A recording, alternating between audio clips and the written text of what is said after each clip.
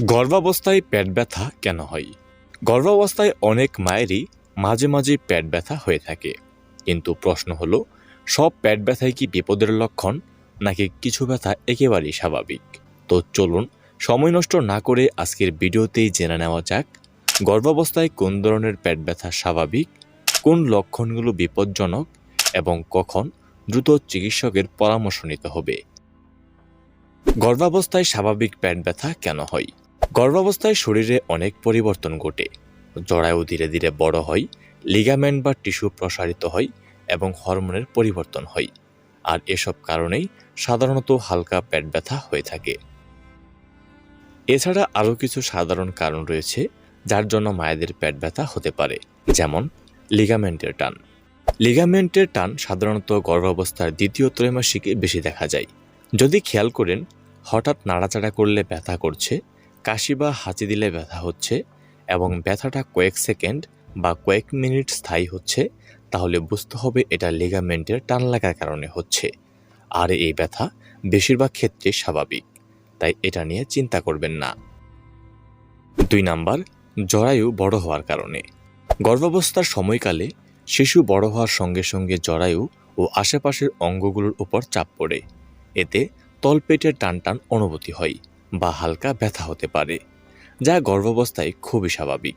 তাই এই রকম ব্যথা হলে এটা নিয়েও চিন্তা করবেন না। 3 নাম্বার, গ্যাস ও কোষ্ঠকাঠিন্য। গর্ভাবস্থার সময়কালে শরীরে অনেক হরমোনের পরিবর্তন হয়, আর হরমোনের পরিবর্তনের কারণে হজম শক্তিও ধীরগতির হয়ে যায়। ফলে পেটে গ্যাস জমা হয়, পেট ফাঁপা হয় এবং পেটে হালকা ব্যথা হতে পারে।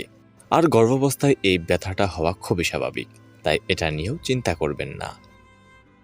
4 নাম্বার, ব্রেক্সটন হিক্স সংকোচন। গর্ভাবস্থার শেষের দিকে জরায়ু মাঝে মাঝে শক্ত হয়ে হালকা ব্যথা হতে পারে।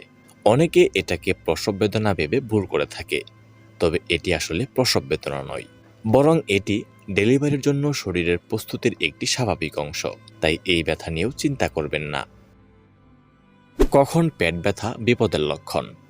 1 নাম্বার, তীব্র বা অসহ্য ব্যথা হলে। গর্ভাবস্থার যে কোনো সময় যদি ব্যথা খুব বেশি হয় বা কোনোভাবেই ব্যথা না কমে, তাহলে দ্রুত চিকিৎসকের পরামর্শ নিতে হবে, কারণ এই ব্যথা বেশিরভাগ ক্ষেত্রেই বিপজ্জনক। 2 নাম্বার, রক্তপাত।